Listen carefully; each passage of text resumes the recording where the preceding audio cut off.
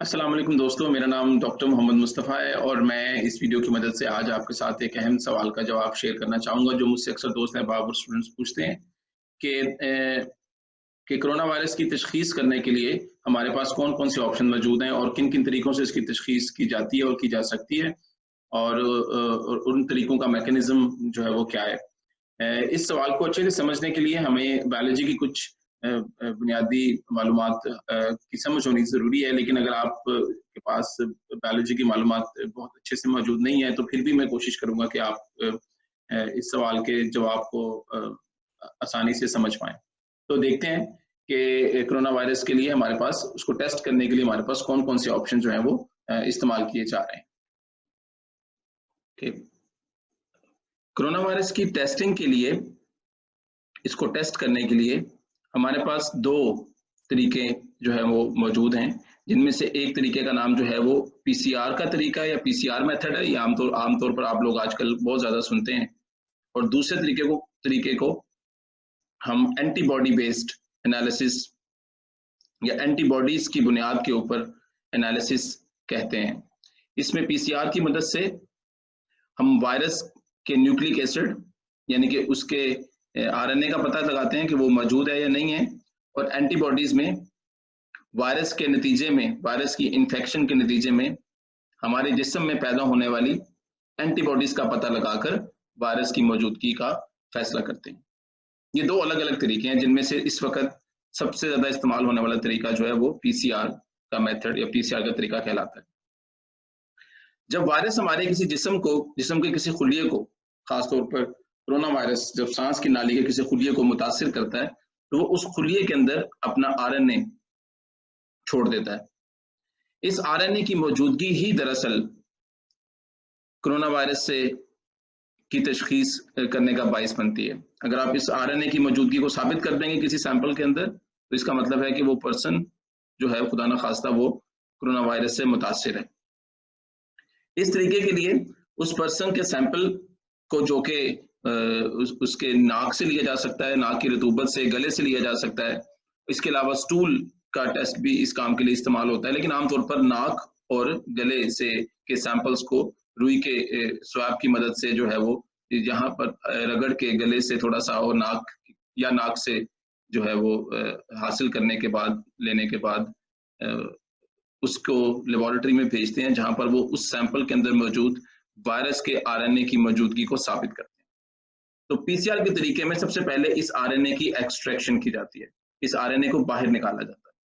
याद रखें कि ये जो आरएनए जिसको बाहर निकाला जाता है सैंपल के अंदर से, इसकी मिकदार बहुत कम होती है। ये किसी भी तरीके से काबिल तशखीस नहीं है, ये बहुत थोड़ा होता है।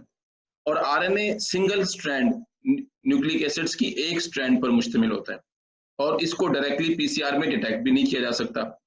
इसलिए इसकी एक्सट्रैक्शन के बाद, जो पहला तरीका है आरएनए की एक्सट्रैक्शन के बाद, आरएनए को सैंपल से निकालने के बाद इसकी दूसरी स्ट्रैंड बनाई जाती है और एक हाइब्रिड स्ट्रक्चर बनता है जिसका एक हिस्सा आरएनए और दूसरा हिस्सा जो है वो डीएनए पर मुश्तमिल होता है। अगली स्टेज में आरएनए वाला स्ट्रैंड डिस्ट्रॉय हो जाता है और सिर्फ डीएनए की स्ट्रैंड बचती है, जिसको एम्पलीफाई कर लिया जाता है और हमारे पास डबल स्ट्रैंडेड डीएनए, जिसको आम जुबान में सीडीएनए कहते हैं, वो बनता है। ये सीडीएनए इस वायरस में मौजूद आरएनए से बना है, इसलिए इस सीडीएनए की मौजूदगी इनडायरेक्टली इस वायरस की मौजूदगी को साबित करती है। लेकिन चूंकि ये सीडीएनए बहुत कम मिकदार में है, इसलिए इसकी तादाद को एक मशीन में एक खास केमिकल रिएक्शंस की मदद से बढ़ाया जाता है, जिस केमिकल रिएक्शन को हम पीसीआर या पॉलीमरेज चेन रिएक्शन कहते हैं। पॉलीमरेज चेन रिएक्शन इस एक सीडीएनए की कॉपी को बढ़ाकर इससे मिलियंस, हजारों, लाखों डीएनए की कॉपी जो है वो बना देता है। अब हमारे पास इतना सारा डीएनए मौजूद है जिसकी तशखीस की जा सकती है, जिसको देखा जा सकता है केमिकल के तरीकों से, केमिस्ट्री के और दूसरे बुनियादी असूलों की मदद से देखा जा सकता है। और अगर किसी ट्यूब के अंदर ये बहुत सारा वायरस से रिलेटेड डीएनए मौजूद होगा तो ये इनडायरेक्टली एक इशारा होगा इस बात का कि इस पर्सन के सैंपल में ये वायरस का आरएनए मौजूद था, यानी कि वो पर्सन इन्फेक्टेड था। इस प्रोसीजर को, इस डायग्नोस्टिक के तरीके को पीसीआर का तरीका कहते हैं। इसमें जो पहला स्टेज है जिसमें सैंपल से आरएनए को बाहर निकाला जाता है, आरएनए का एक्सट्रैक्शन किया जाता है, आरएनए एक्सट्रैक्शन ये इस बात का फैसला करता है, सेंसिटिविटी का फैसला करता है कि आप कितना अच्छे से ये टेस्ट परफॉर्म कर सकते हैं। याद रखें, अगर आरएनए मौजूद नहीं होगा तो वो सीडीएनए में कन्वर्ट नहीं होगा। जब वो सीडीएनए में कन्वर्ट नहीं होगा तो उसकी एम्प्लीफिकेशन यानी कि उसका पीसीआर रिएक्शन भी नहीं हो पाएगा और सैंपल में कोई स्ट्रैंड्स नहीं बनेंगे और ये एक इशारा होगा कि उस सैंपल में कोई आरएनए मौजूद नहीं है। लेकिन अगर अच्छे से एक्सट्रैक्शन नहीं की जाएगी, माहिराना हाथों से ये काम नहीं किया जाएगा, तो हो सकता है कि उस इंसान के पास, उस पेशेंट के पास आरएनए मौजूद हो वायरस का, लेकिन वो यहीं पर कहीं पर इसी रास्ते में खो गया है। अगला स्टेज इस आरएनए के सिंगल स्ट्रैंड को डबल स्ट्रैंड बनाना है। दूसरा ये काम एक एंजाइम करता है जिसको आरटी यानी रिवर्स ट्रांसक्रिप्टेज एंजाइम कहते हैं। और तीसरा प्रोसीजर आपको पता है वो पॉलीमरेज चेन रिएक्शन का है। ये भी कुछ एंजाइम्स की मदद से और कुछ खास कंडीशंस की मदद से एक मशीन में होता है। इसलिए इस टेस्ट के एंड पे अगर उस पेशेंट के सैंपल में इस डीएनए की मौजूदगी साबित हो जाए तो हम उसको कोरोना वायरस से मुतासिर शख्स करार देंगे। लेकिन अगर कोई डीएनए के स्ट्रैंड्स नहीं बने और हमें ये डीएनए उसमें नहीं मिलेगा तो हम उस शख्स को कोरोना नेगेटिव यानी कि कोरोना से गैर मुतासिर शख्स जो है वो उसका दर्जा देंगे। लेकिन इन तीन अहम दरमियानी स्टेजेस की वजह से किसी एक जगह पर भी गलती हो जाए, किसी क्वालिटी की वजह से या किसी और वजह से, तो हम किसी ऐसे इंसान को जिसके पास कोरोना वायरस मौजूद था उसको भी नेगेटिव कह सकते हैं। और इस किस्म के टेस्ट को फॉल्स नेगेटिव कहते हैं कि वो बंदा इन्फेक्टेड था, लेकिन हमारे एक्सपर्टीज की वजह से और हमारे काम अच्छा से ना कर पाने की वजह से हमने उसके बारे में राय कायम की कि वो बीमार नहीं है, और ये बड़ी खतरनाक सूरत हाल बन सकती है। दूसरा तरीका जो इस्तेमाल करने का वो एंटीबॉडीज की बुनियाद के ऊपर है। अभी तक हमारे पास कोई खास FDA approved antibody based method मौजूद नहीं है, लेकिन इसके ऊपर काम जारी है और इंशाल्लाह बहुत जल्द हमारे पास एंटीबॉडी बेस्ड एनालिसिस के ऑप्शन जो हैं वो सामने आना शुरू हो जाएंगे। और ये दिनों की बात है, ये बहुत यानी कि ये महीनों की या सालों की बात नहीं है। एंटीबॉडीज बेस्ड टेस्ट को समझने के लिए जान लें कि एक वायरस से मुतासरा खुलिया, ये फर्ज करते हैं ये एक वायरस से मुतासरा खुलिया है, इस वायरस से मुतासरा खुलिये का मुकाबला करता है इन्फेक्टेड सेल का हमारे जिस्म के मुदाफ़ती निज़ाम का एक बड़ा मशहूर मेंबर जिसको कहते हैं मैक्रोफेज।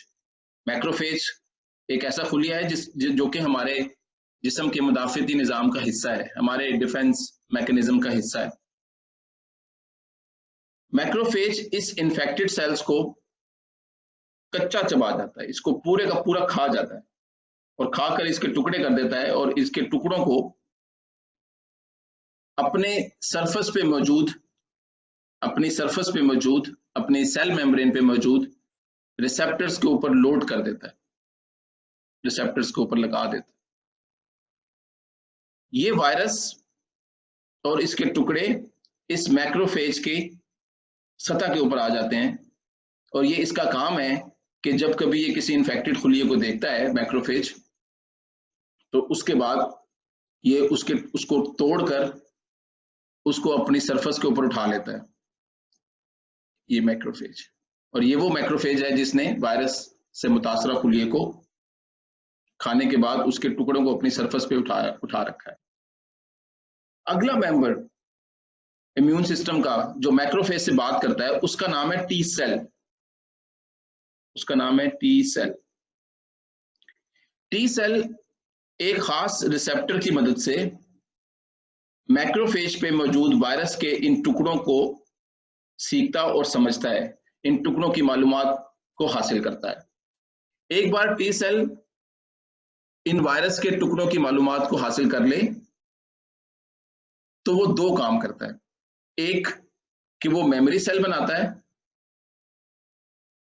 वो ऐसे खुलिये बनाता है जो इस वायरस इस इन्फेक्शन और इससे जुड़ी हुई अहम मालूमात को हमेशा हमेशा के लिए जिस्म में संभाल कर रखें, मेमोरी सेल्स बनाता है। और दूसरा काम ये करता है कि ये इम्यून सिस्टम के एक और खुलिए जिसे बोलते हैं बीटा सेल्स, उसको एक्टिवेट करता है। बीटा सेल्स प्लाज्मा सेल बनाते हैं और बीटा सेल्स उसके बाद अपनी सरफेस पे एंटीबॉडीज बनाना शुरू कर देते हैं। इन्हें कहते हैं एंटीबॉडीज, जो बीटा सेल्स बनाते हैं। लेकिन बीटा सेल्स ने इन एंटीबॉडीज को टी सेल्स की इंस्ट्रक्शंस के मुताबिक बनाया और टी सेल्स ने ये मालूमात मैक्रोफेज से हासिल की और मैक्रोफेज ने ये वाली मालूमात वायरस से मुतासरा खुलिए को से लड़ते हुए उसे तबाह करते हुए हासिल की। अगर किसी इंसान के अंदर इन एंटीबॉडीज की मौजूदगी का पता लगा लिया जाए, अगर हम ये पता लगाने में कामयाब हो जाएं कि किसी इंसान के अंदर ये एंटीबॉडीज मौजूद है किसी टेस्ट की मदद से, तो इन एंटीबॉडीज की मौजूदगी इस बात का इशारा होगी, इनकी मौजूदगी इस बात का इशारा होगी कि इस इंसान ने अपनी जिंदगी में कोरोना वायरस का मुकाबला किया है। ना सिर्फ मुकाबला किया है बल्कि उस मुकाबले के दौरान उसने ऐसी एंटीबॉडीज भी बनाई हैं जिन्होंने उस कोरोना वायरस को, अगर वो इंसान नॉर्मल है और वो अच्छे से रह रहा है, तो इसका मतलब ये हुआ कि उसने अपनी जिंदगी में इसको फेस किया है और उसके नतीजे में ऐसी एंटीबॉडीज बनाई हैं जिन्होंने जाकर उस वायरस को खत्म कर दिया, उसे खत्म, ये वायरस को खत्म कर देता। ये एंटीबॉडीज वायरस के लिहाज से बनाई जाती हैं और ये किलर हैं उस वायरस के लिए। ये पूरा निजाम और एंटीबॉडीज की मौजूदगी इस बात की तरफ इशारा है कि इस इंसान ने अपनी जिंदगी में वायरस को फेस किया और उसके मुदाफियती निजाम ने ना सिर्फ उसको समझ लिया बल्कि उसने उसके खिलाफ ऐसी एंटीबॉडीज बनाई जिन्होंने उस वायरस को खत्म करके उस इंसान को सेहतमंद रखा। एंटीबॉडीज की बुनियाद पर किए जाने वाले टेस्ट से हम ये पता लगा सकते हैं, जो कि एक बहुत अहम इंफॉर्मेशन है, कि इस इंसान के पास इस वायरस के खिलाफ इम्यूनिटी यानी कि रेजिस्टेंस मौजूद है। अगर ये वापस काम पे चला जाएगा, अगर इसको जाने की इजाजत भी मिलेगी, तो इसको वायरस से कोई खतरा नहीं। एंटीबॉडीज नहीं होंगी किसी इंसान के जिस्म में, तो उससे हम ये बात साबित कर सकते हैं कि ये इंसान अभी तक इस वायरस से मुतासिर नहीं हुआ, ये इससे इसकी वायरस की मुलाकात नहीं हुई, इसलिए इसको सोशल डिस्टेंसिंग में रहना चाहिए, इसको बच के और आइसोलेशन में रहना चाहिए। अगर आप सोचें तो पीसीआर की बुनियाद के ऊपर वायरस की मौजूदगी साबित होती है और उसके टेस्ट के अंदर कुछ कॉम्प्लेक्सिटीज भी मौजूद हैं, थोड़ा सा मुश्किल टेस्ट है, कोई किसी एक छोटी गलती से भी उस टेस्ट में 3 स्टेजेस हैं, कहीं पर भी गलत हुआ तो वो फॉल्स नेगेटिव देने के चांस बहुत है। ये बहुत एक्यूरेट टेस्ट है और इस टेस्ट की मदद से ना सिर्फ हम ये जान पाते हैं, यानी कि हम लोगों के बारे में ये डाटा कलेक्ट कर सकते हैं कि वो ठीक है और उसको जरूरत नहीं है किसी किस्म की आइसोलेशन की और वो बाहर जाकर इस वायरस का, और 99.9% वो लोग जो ये एंटीबॉडीज डेवलप कर लेते हैं वो उस वायरस से दोबारा मुतासिर नहीं होते। ता वक्त ये कि वायरस बदल जाए और इतना बदल जाए कि ये एक नया रूप ले ले और उस सूरत में यही शख्स दोबारा वायरस से मुतासिर हो सकता है। तो ये 2 बड़े बड़े तरीके हैं जिनमें जब तक हम एंटीबॉडीज की बुनियाद के ऊपर तरीका डेवलप नहीं कर लेते तब तक हम ऐसे लोगों की निशानदेही नहीं कर सकते जो वायरस से मिले और उसके बाद वो सेहतमंद हो गए। ये वो लोग हैं जो अपने काम पर जा सकते हैं, जो अपने घर से निकल सकते हैं और जो अपनी एक्टिविटीज को बगैर किसी खौफ के जो है वो अंजाम दे सकते हैं। और इसकी मदद से हम उन लोगों तक भी पहुंच सकते हैं जो लोग अभी वायरस से मुतासिर नहीं हुए। अगर उनमें एंटीबॉडीज नहीं है तो अभी तक उनका वायरस से सामना नहीं होगा। अगर वो बीमार हैं तो इस बात का इम्कान है कि वो उसी वायरस से मुतासिर हैं। तो एंटीबॉडीज के ना होने की वजह से हम उन लोगों को बाकियों से अलग कर सकते हैं कि वो अपने आप को बचा कर रखें और आइसोलेशन। तो दोस्तों ये 2 तरीके जो जिनमें से एक पीसीआर का तरीका और दूसरा एंटीबॉडीज का तरीका कोरोना वायरस की तशखीस के लिए इस्तेमाल किया जा सकता है। पीसीआर के तरीके में हम एक बहुत मामूली सी मिकदार आरएनए की मदद से हम उसकी मौजूदगी को साबित करने की कोशिश करते हैं। उसकी सेंसिटिविटी बहुत ज्यादा है लेकिन उसमें स्टेजेस इन्वॉल्व है जिसमें किसी भी एक जगह पे गलती की सूरत में जो अगर माहिराना हाथों से ये काम ना किया जाए तो हम गलत यानी कि फॉल्स नेगेटिव रिजल्ट जो है उसके आने का इम्कान भी बहुत ज्यादा होता है। एंटीबॉडी बेस्ड टेस्ट जो है वो भी मौजूद नहीं है, लेकिन वो रास्ते में है इंशाल्लाह। और लेकिन ये बहुत जल्दी और बहुत क्विक रिएक्शन है, ये जिस्म में मौजूद एंटीबॉडीज का पता लगाता है, और अगर एंटीबॉडीज मौजूद हुए तो ये इंसान जो है, हम शख्स के बारे में कह सकते हैं कि वो कोरोना वायरस से कामयाबी से उसने मुकाबला किया, और अब वो वापस जाकर उसको खतरा नहीं है, वो अपनी अपनी एक्टिविटीज जो है वो अच्छे तरीके से दोबारा से शुरू कर सकता है। तो दोस्तों, अगर आपको ये वीडियो पसंद आए तो उसको लाइक कीजिएगा और इसको सब्सक्राइब जरूर कीजिएगा, और अपने सवाल जो है वो मुझे इसी तरह भेजते रहें, और मैं अपनी सलाहियत के मुताबिक उसके उनके उनके जवाब देने की पूरी कोशिश करता रहूँगा। आपका बहुत शुक्रिया, thank you very much. Allah Hafiz.